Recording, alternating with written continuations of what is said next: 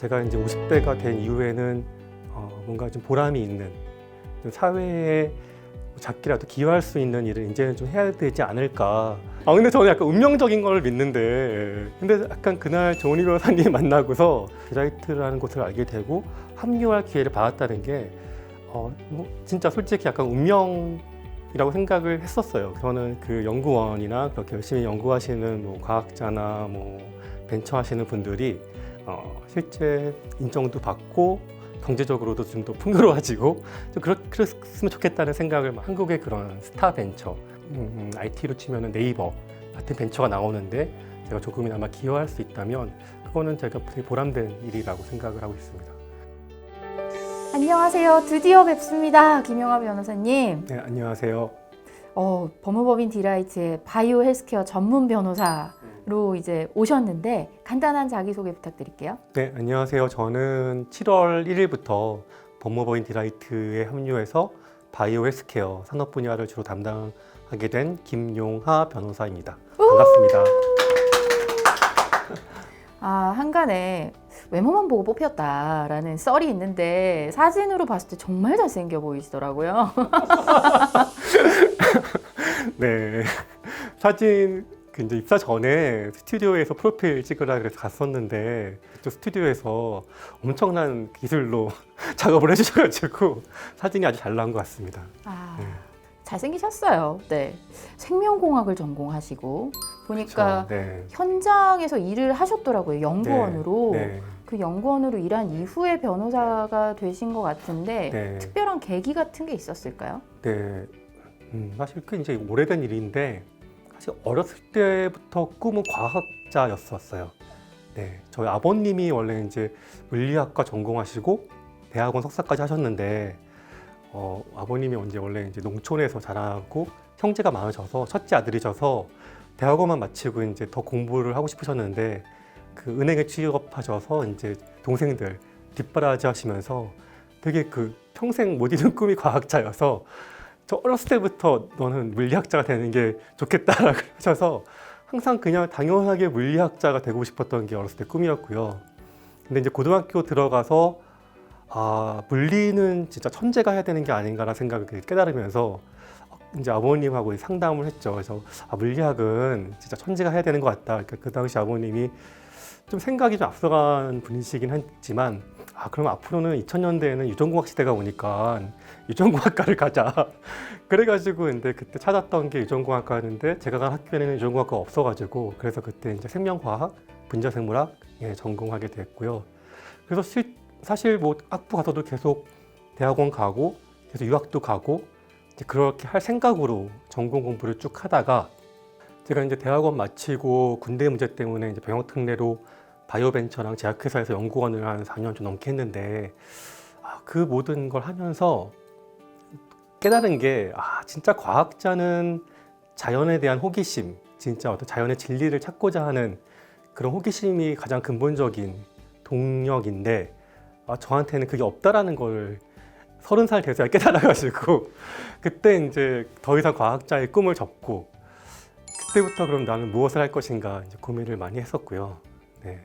그러면서 이런저런 여러 가지 이제 진로에 대해서 고민하다가 처음에는 뭐 전공이 이제 과학, 생물학, 뭐 유전공학이니까 변리사를 하면 어떨까 생각을 했었는데 그때 이제 친구가 우리나라에서는 뭐 사법시험 붙으면 변리사도 할 수 있다. 그러니까 이왕 할 거면 사법시험을 보는 게 더 좋지 않겠냐 그랬었고 그때 제가 결혼한 지 벌써 한 3년이 지났을 때였는데 와이프도 그러면은 내가 뭐 당신한테 3년의 기회를 줄 테니까 그때까지는 어쨌건 뭐 회사 안 다녀도 괜찮으니까 사법시험을 붙어라. 그러면 내가 모든 거를 뭐 오케이 해주겠다.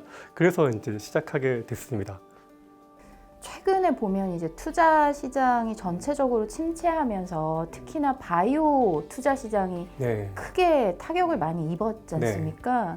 사실 바이오 투자 심사역으로 또 변호사로서 지금 업계를 바라보는 뭐 인사이트를 저희가 좀 얻을 수 있을까요? 어떻게 보세요? 인사이트까지는 아니어도 제 경험으로 한 5년 넘게 바이오 VC로 있으면서 저는 이제 제가 대학교를 95년도에 입학했는데 그 아버님이 말씀하셨던 유전공학의 시대는 금방 안 왔었어요. 되게 오랫동안 한국의 바이오는 이렇게 전 세계 글로벌이 바이오 산업이 커지는 것에 비해서 한국 바이오가 커지지 않았었는데, 근데 저는 제가 한 2015년 한미약품인 사노피랑 아주 큰 라이센싱 딜을 한 이후에, 그리고 뭐 삼성바이오, 셀트리온이 이제 이 업계에 들어오고, 그러면서 한 최근에 한 7년에서 10년이 가장 바이오가 좀 산업이 갑작스럽게 부흥했던 시기가 아니었나 저는 생각을 하고요. 물론 지금의 뭐 바이오 산업의 어려움은 단순히 바이오 산업만의 문제라기보다는 전체 경제의 어려움 때문에 그런 것도 있지만, 바이오 자체만 봤을 때는 어떻게 보면 그동안에 좀 갑작스럽게 급격하게 성장한 산업이 어떻게 보면 좀 조정하는 그런 시기로서 필요한 시기고, 그래도 결국엔 다시 이 산업은 계속해서 갈 수밖에 없는 산업이다, 그렇게 보고 있습니다.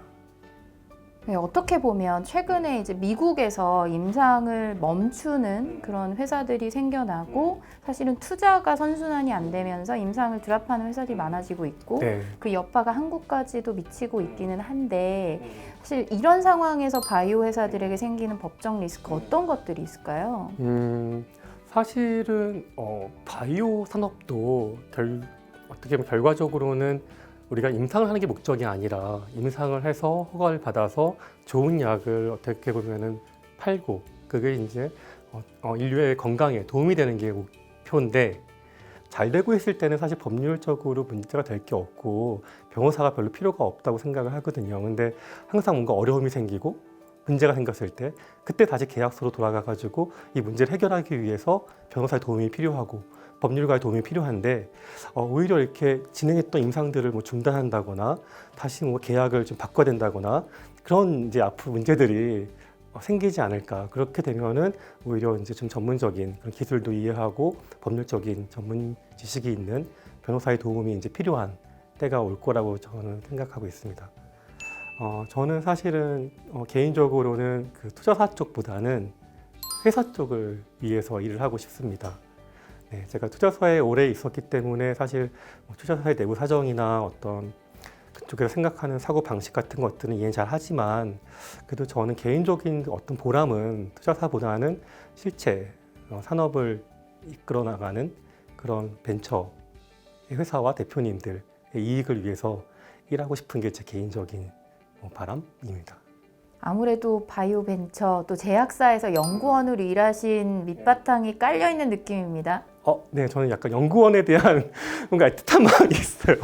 그러니까 네, 제 과 대학교 동기들도 그렇고 연구원들 진짜 스마트하고 능력 있는 사람들이 많이 있는데, 또 사회에서는 어떻게 보면은 쉽게 말하면 의사나 뭐 변호사라는 그런 전문가 집단에 비해서 대우라기보다는 뭔가 이렇게 인정을 많이 못 받고 좀 마음속에 좀 안타까운 그런 마음들이 있어서, 저는 그 연구원이나 그렇게 열심히 연구하시는 뭐 과학자나 뭐 벤처 하시는 분들이 실제 인정도 받고 경제적으로도 좀 더 풍요로워지고 좀 그랬으면 좋겠다는 생각을 많이 해가지고, 네, 그쪽 사이드에서 좀 일을 더 하면 더 개인적으로도 보람을 많이 느끼겠죠. 네.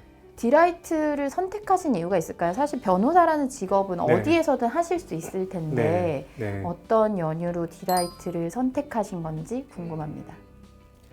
제가 이제 벤처 캐피탈에 있으면서 엄청나게 뭐 급여가 높았던 건 아니지만 돈을 버는 것도 중요하지만, 제가 이제 50대가 된 이후에는 뭔가 좀 보람이 있는, 좀 사회에 작게라도 기여할 수 있는 일을 이제는 좀 해야 되지 않을까, 그런 생각을 한참 하고 있었는데, 조은희 변호사님 이렇게 설명 들으면서 법무법인이 사실 뭐 요즘같이 힘든 법률 시장에서 변호사로서 일을 하면서 사회에 기여하고 공익적인 일을 한다는 게 쉬운 일이 아닌데, 그거를 그냥 말씀만이 아니라 실제로 5년 동안 그거를 어떤 행동으로 해 오셨다는 것에 대해서 사실 상당히 좀 감명 깊게 들어가지고, 근데 저는 약간 운명적인 걸 믿는데, 근데 약간 그날 정은희 변호사님 만나고서 모르겠습니다. 제가 뭐 디라이트에 뭐 평생 있을지 그런 건 아니지만, 그래도 제가 그 조 변호사님 만나고 디라이트라는 곳을 알게 되고 합류할 기회를 받았다는 게 뭐 진짜 솔직히 약간 운명이라고 생각을 했었어요, 그때. 사실 변호사로 이제 본격화하는, 어떻게 보면 그 전에 변리사로 1년, 또 변호사로 1년, 실제 사법고시 이후에 계셨는데 진짜 이제부터 정말 변호사다 이런 느낌이 있습니다. 앞으로 어떤 모습으로 가게 될지 너무 궁금하거든요. 5년 뒤, 10년 뒤 모습 좀 그리고 계세요? 5년 뒤, 10년 뒤의 모습. 제가 이제 사실은 한국이 벤처의 붐이 불기 시작한 게 2000년대에 이제 IT 기술, 그 당시에 이제 우리나라에 벤처 붐이 불었었고, 그리고 바이오 벤처 같은 경우에도 그때 잠깐 이제 바이오 벤처가 생겼다가 그때 좀 다시 이제 좀 수그러들었었고, 아까 말씀드린 2015년 이후에 다시 한국에 어떤 바이오 붐이 불면서 그 이후로 뭐 거의 수백 개, 1000개의 벤처가 생겼잖아요. 근데 이제 그런 벤처들이 사실 정말 아직은 성공이라는 게 뭐 여러 가지 의미가 있을 수 있지만 기업으로서, 그리고 실제 벤처의 원래 목적으로서 신약을 개발하고 좋은 신약을 인류에 이제 공급하고, 그런 벤처로 성공한 벤처는 아직까지는 사실 거의 없다고 볼 수 있는데, 이제 앞으로 5년, 10년 후에는 한국에도 그런 벤처가 나와야 될 때라고 생각을 하고, 그 과정에서 생길 여러 가지 법률적인 이슈들, 법률적인 리스크, 그런 게 있을 때 제가 뭐 작게나마 기여를 해가지고 한국의 그런 스타 벤처, 자, 어떻게 보면은 뭐 IT로 치면은 네이버 같은 벤처가 나오는데 제가 조금이나마 기여할 수 있다면 그거는 제가 되게 보람된 일이라고 생각을 하고 있습니다. 그리고 그걸 위해서 더 초기에 좋은 벤처들이 창업도 많이 되어야 되고, 창업 과정에서부터 일어나는 여러 가지 어려움들, 문제점들에 대해서도 향후 문제가 생기지 않을 수 있도록 도움을 주는 그런 일들을 할 수 있다면 보람된 일이라고 생각하고 있습니다. 그리고 중간중간에 생길 수 있는 법적 리스크는 김용화 변호사님께 여쭤보면 되나요? 네, 그 이제 투자 과정에서, 그리고 투자뿐만은 아니라 회사를 이제 성장시켜가는 과정에서 벤처 기업이라고 해가지고 대기업에 비해서 이슈가 없는 게 아니라 오히려 더 많은 이슈가 있을 수 있거든요. 그리고 그런 이슈들은 법률적으로 변호사와 함께 고민하면서 준비를 한다면 나중에 오히려 더 큰 문제가 생겼을 때 어렵지 않게 해결할 수 있는 방법을 찾을 수도 있으니까 언제든지 뭔가 고민이 있으시고 문제가 있으시면 저한테 상담을 주시면 제가 최선을 다해서 도와드리겠습니다. 감사합니다. 네, 감사합니다. 고생하셨습니다. 감사합니다. 둘, 셋.